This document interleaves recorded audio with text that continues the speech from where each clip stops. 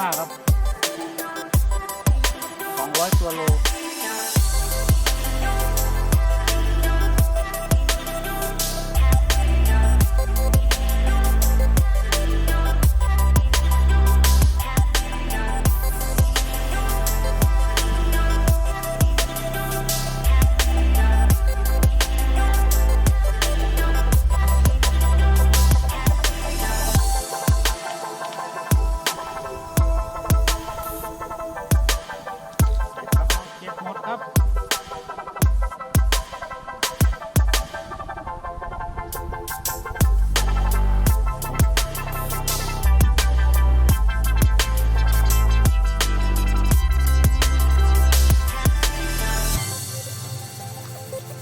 แห้งเว้ย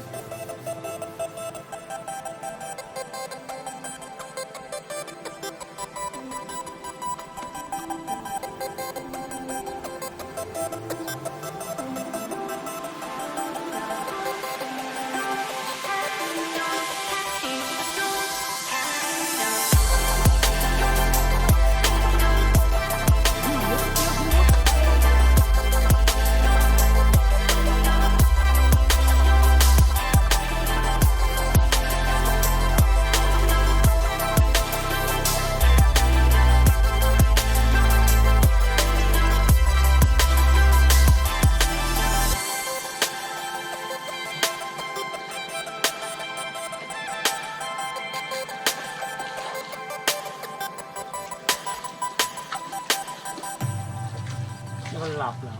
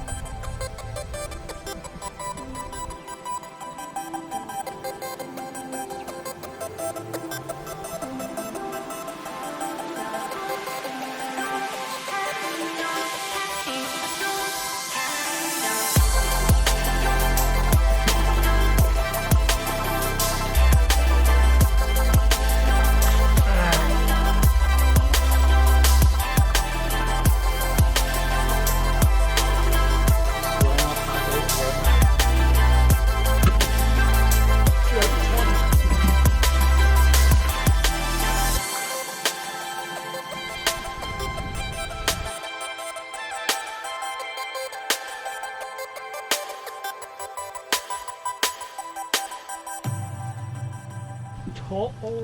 ย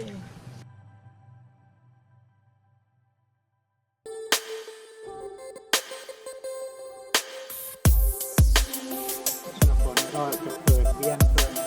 ปลาเล็กหรือเปล่าต่อตลอดครับมีปลาเล็กปลาใหญ่ครับสลับกันเข้ามาต่อน้องก็โอเคเราก็มีต่อเรื่อยๆเจ้าฝั่งซ้ายมือนี่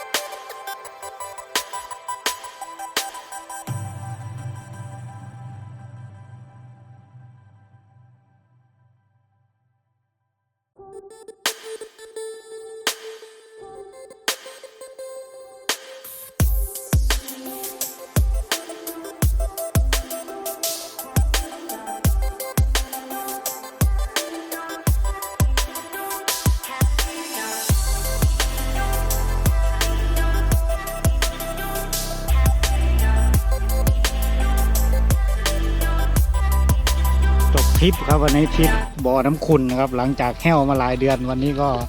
มาล้างตาสำเร็จนะครับนี่เป็นปลาลวงของผมนะครับว่าถ่ายทั้งวันก็ไม่เป็นชิ้นเป็นอันครับเพราะว่าปลาก็ทิ้งห่างๆครับเป็นปลารวมสำหรับวันนี้นะครับก็เป็นงานน่าพอใจครับน่าพอใจมากครับนี่นะครับปลารวมโอ้โหบอกได้เลยว่าไม่ธรรมดาจริงหลังจากแห้วมาหลายเดือนตัวไหนเป็นไงบอกว่า